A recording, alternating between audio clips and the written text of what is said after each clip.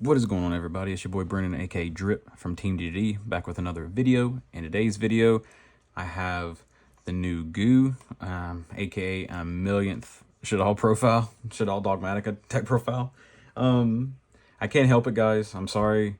I just like profiling the decks that I really enjoy, and Shaddoll is definitely one of those I enjoy, my favorite deck.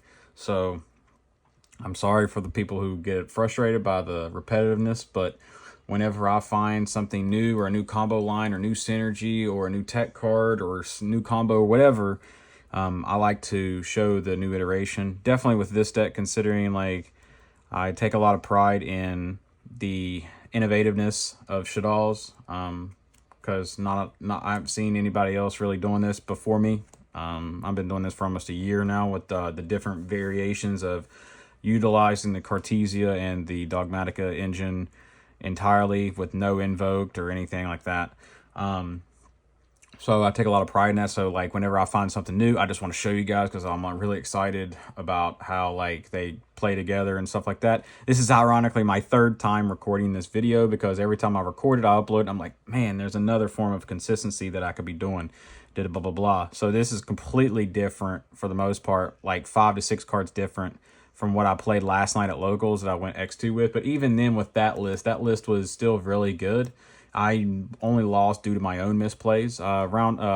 X2 drop, round 1 I played against Ubel, forced to game 3, misplayed because I didn't add Cartesia back from the graveyard, which prohibited me from being able to make Chaos Angel, which would have won me the game. So that's my own fault. And then round 2 against Snake Eye, Azamina Fiendsmith, I didn't set up App Clone when I was supposed to, but I set up everything else but having App Clone in graveyard. I didn't summon App Clone before and then send it away, so I was trying to rush to bring back the App Clone, but I didn't have an App Clone in graveyard, so it costed me the game because I was trying to turn off his field spell because his field spell was buffing his level 1s to 22, so he just tacked into Gravity Controller. So I was trying to summon back App Clone to turn off the field spell so it wouldn't be able to do it and I would win because he already mistakenly attacked into my window, which was bigger, and he took damage. So it would have won me the game if I would have done what wasn't properly what I was supposed to do the previous turn and set up App Clone, which is normally what I like to do anyways.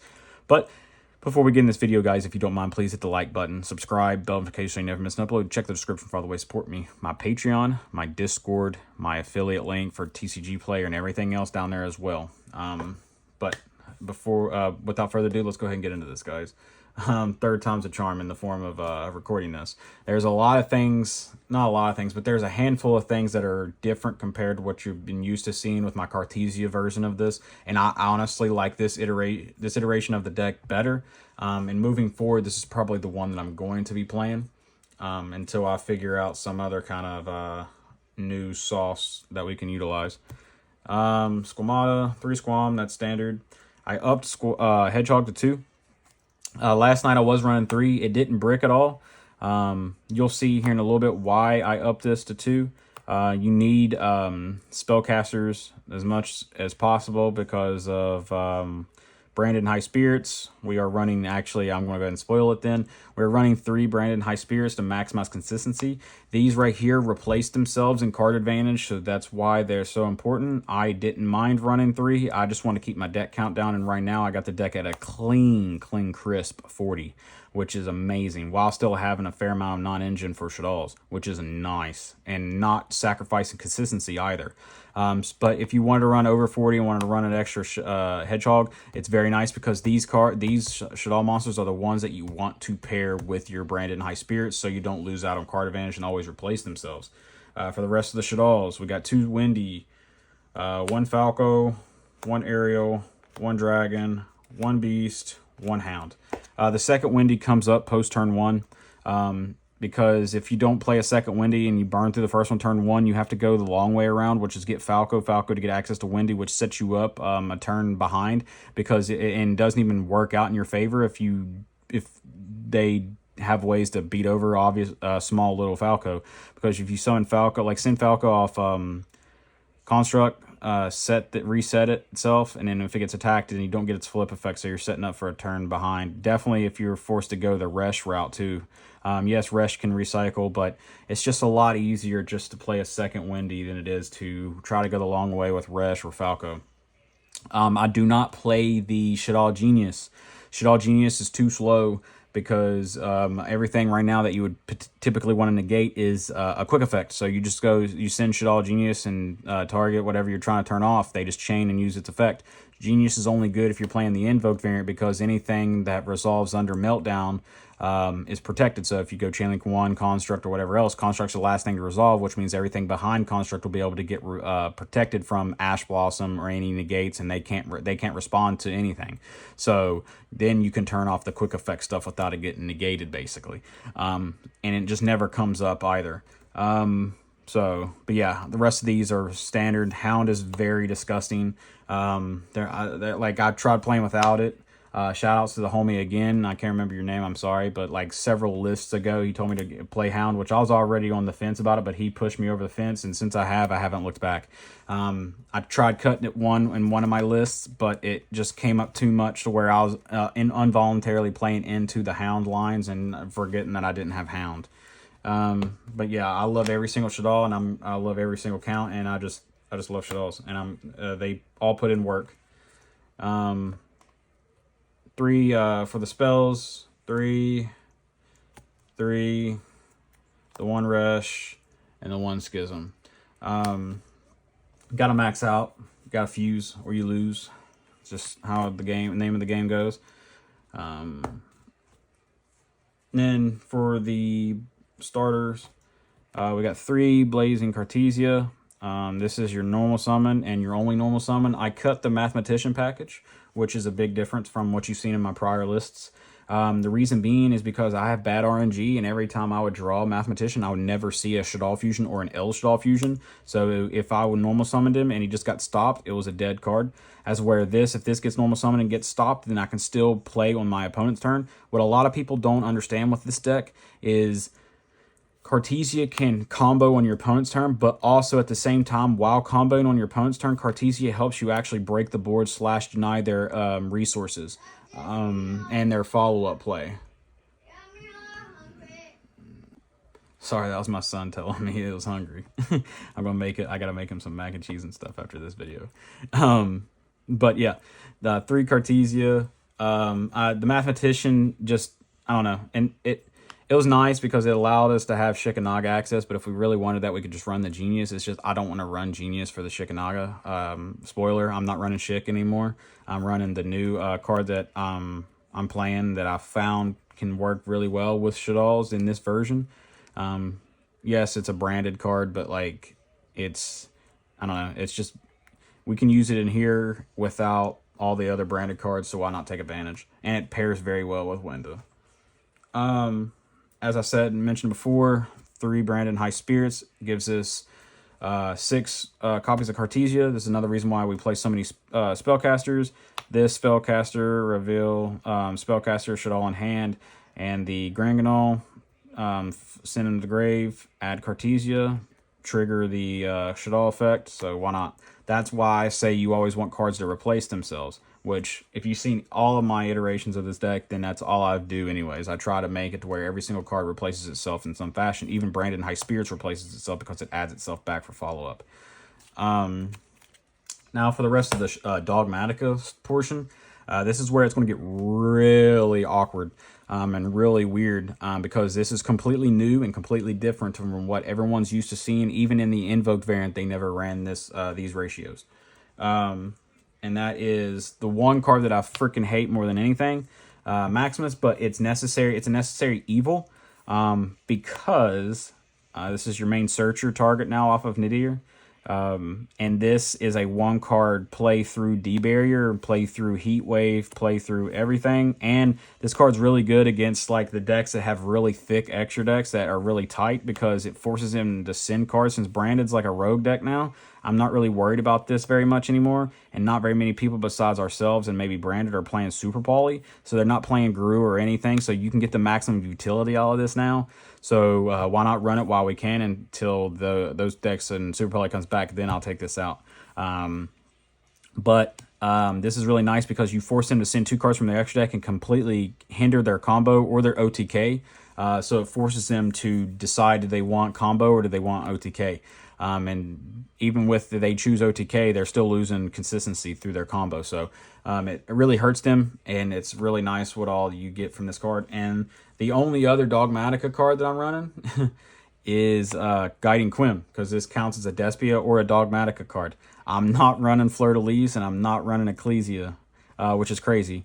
Back in the day, I paid for $1,500 for 3 Starlight Ecclesias, and I'm not running them. Unfortunate. Pour one out. But no, Ecclesia is not really necessary in this version of the deck. Yes, it can search this, but it's just a brick. Because like it's not really a starter, as where this can be a starter with Nadir Servant, or you go your fusions first, and you link them off or whatever, and then you get them in graveyard, then you can summon this. Worst case, these are light targets for construct as well, and both of them can be added back from graveyard off Nadir Servant. I wanted to keep the Dogmatic account down to 2, which is what we normally ran anyways back when we ran the Cartesia and the Fleur. But these 2, this is what is needed for the new combo slash the time card line. If you know, and I already said branded and I said time card, then you probably already know where I'm going with this if you've played branded at all.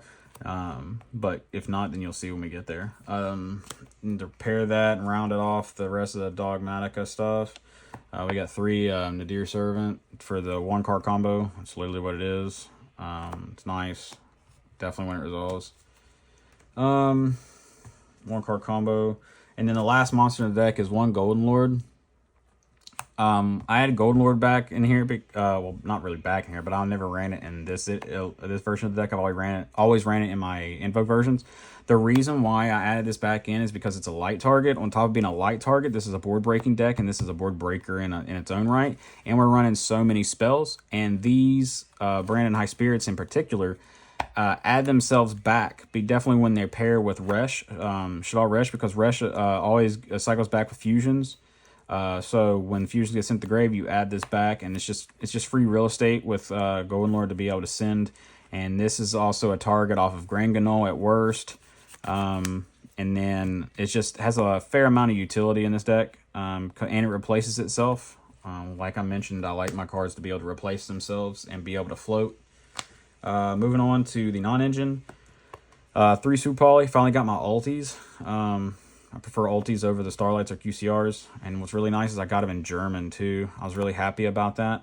My favorite type of foreign cards are German cards. Like my Ash Blossom I have in German. And I was really lucky to be able to find a guy who was selling 3 ulti German Super Polys. Shout outs to you guys. I was really happy about that. I'd never thought I'd be able to find 3 without paying an arm and a leg extra for them. So shout out to that guy. And then the card I wasn't playing last night, but I kicked myself in the rear for not, because I was playing Talents and nobody played into Talents at all. This is just a better card right now than Talents. And that is Dark Ruler No More. I was playing Dark Ruler in the main before, but I took it out for Talents because, in theory, on paper, Branded and High Spirits, Shaddoll Fusion paired with Talents is just a no-brainer. But when your opponent doesn't play into Talents, then it's really rough. But this is really, you need this for the blowout decks, like the decks like Sharks, the decks like, there's so many decks putting up multiple like problematic negates right now, like any Azamina variant. Any water deck, lay in the form of Mermail, if they don't hand rip the shit out of you, or the shark deck putting up like double toad and stuff like that. So you need to be able to put this on there and just break the rest of their board, because this gives you the most, you get more mileage out of this card than you do Talents anyways, because this just turns off the board to where all you have to deal with is hand traps, if that makes sense. And then against the Snake Eye deck, if you turn off their board, all you gotta deal with is potential hand traps and whatchamacallit, Promethean Princess and Graveyard, which isn't really that much of a problem. Then the last 2 cards in the deck is a Foolish and the Sack by the Grave. These two are standard. There's so many times where I'm playing against Snake Eye and I go Foolish Burial before anything, and they let it resolve. And then I just go send Aerial, target your Promethean Princess and your Azamina fusion spell, and then one of your Fiendsmiths or whatever else I feel is necessary, or one of their level 1s, so they don't have enough level 1s to bring back off of the Flamberg if it gets sent to the graveyard with the Alpi Masquerina or whatever. And then just triple D.D. Crow and just win from there. Clean 40, which is amazing.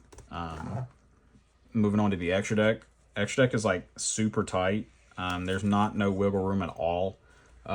Luckily, SP Little Knight got reprinted, so it's like $3 USD for like super rare. So go buy them. There's no excuses anymore. One Artemis, one Gravity Controller, one Little Knight. That's all you need for links. You don't need anything else. You need a Fuse, Synchro, or XZ pretty much. You don't need anything else. This is all utility you need. Even though I'm not running the Mathematician, this is still really nice to run, because if you have to normal summon one of your dark spellcasters, Shaddolls, you just link it away into this and you have a light target for Construct. As for Construct, 2 Mommy herself, you need 2. You never need 3 really, because you just recycle it. 2 of the best one, Al Capone, App Cologne, baby, the best one ever printed. He's the GOAT. Only 1 window. You only need 1. You never need more than 1. If you need more than 1, you're playing the deck wrong.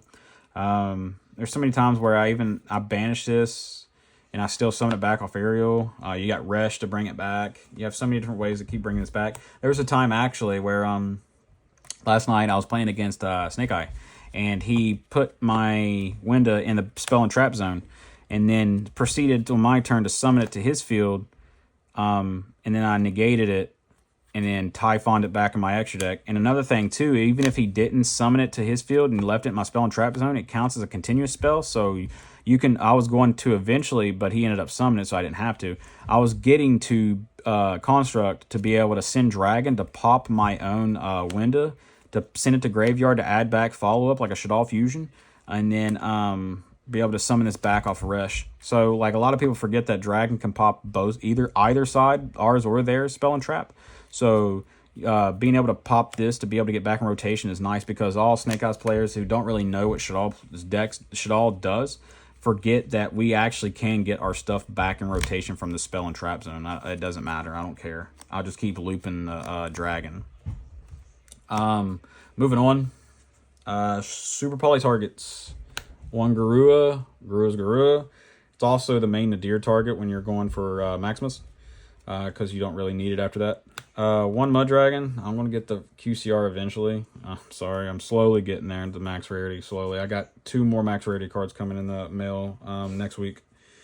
And then involuntary, like Super Poly target, Granganol. This card is really nasty. It's the main combo piece now for the new card that we're running in this deck.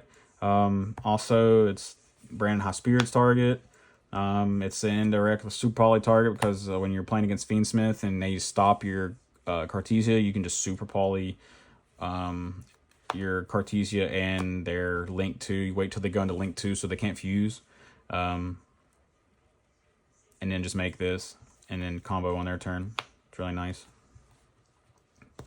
Moving on to the card itself. It's a branded card. Branded runs it. Back when I used to run branded, we used to make 2 to 3 of this on your opponent's turn, just to pretty much FTK them. But it can be ran in our deck now consistently, because we don't have to go far out of the way to actually get this. It's part of an extended combo. It's just an extended combo. You don't even. It's so like you can get to it effortlessly, basically. And that is Masquerade. I was sitting there thinking, I was like, because I was like sitting there wanting to run Quem and stuff, and I was like, that card's always counts as a Dogmatika card. So I can get access to it through Lulu, or I can get access to it through Dust Dragon. So I was like, okay. And then what else can I pair that can float and be an interruption / time card? This is a time card, a floating card. It's just so much. And a burn card. And it's paired with freaking Winda is insane. It's absolutely insane. If y'all don't have the QCR yet, go buy it. It's only $3, 3 USD. Go buy it so you can have a pretty version of this when you're burning the shit out of your opponent. But another reason why I like this card, the way it works is, since if you don't already know, Quem always counts as a Dogmatika and a Despia monster. This requires one Despia and one dark or light. So you can just use Quem and either Shaddolls or whatever else you have on the board that's light and dark, because our whole entire deck for the most part is light and dark. So you can just make this. And then this can be accessible back with Nadir Servant out of the graveyard anyway. So you can just keep this and floating and rotating and stuff, which is really nice. But also when this leaves the field, while it's in the graveyard, if your opponent controls anything from the that's an extra deck monster, doesn't have to be summoned from the extra deck, just has to be an extra deck monster. Synchro, Link, Xe, Fusion, all that, blah, blah, blah. You can summon this back. So it makes it to where, like Tempai, for an example, it's hard for Tempai to break our boards because all of our Shaddolls float, and then this floats as well. And that's why we have a very good Tempai matchup. Even before we added this in, we had a good Tempai matchup.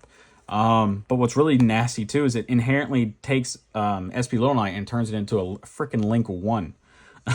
Because you take this and another card and make SP Little Knight, banish a card. If they still have a monster that's an extra monster, you just summon this back from graveyard.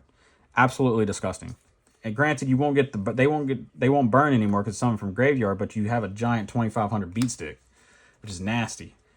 Moving on, our 2 Synchros. We can hard make either. And that's Chaos Angel and Lulu Wealth. Definitely when you have these on the board together, you're just not losing that game, because this protects this, and then this buffs this, and they just get huge. And then if this gets sent to the graveyard by any means, then it just replaces itself with a Lulu or a Cartesia, which is really nasty. Everything's tied in a giant spiderweb circle to where it all floats together, and that's how I strive to make this deck. Last card's Typhon, self-explanatory. This card's just nasty. Yeah, this card's Typhon. Typhon's Typhon. We can play under it without hesitation, and it just breaks boards like the rest of our deck likes to do. Onto the side deck. Side deck is really juicy. 3 Mind Controls. Card just wrecks. 3 Ultimate Slayer. This card is Nadir Servant 2.0 for our deck. We run every single summoning mechanic in the extra deck, so why not utilize it? It's very good. This card, they can't respond to it. It feels like an extra Super Poly, which is really nasty. They can't respond to it with monsters. So it's just, I don't know. It's a no-brainer. It's really stupid. Definitely moving into the Malice format in a couple of months, it's going to be even better.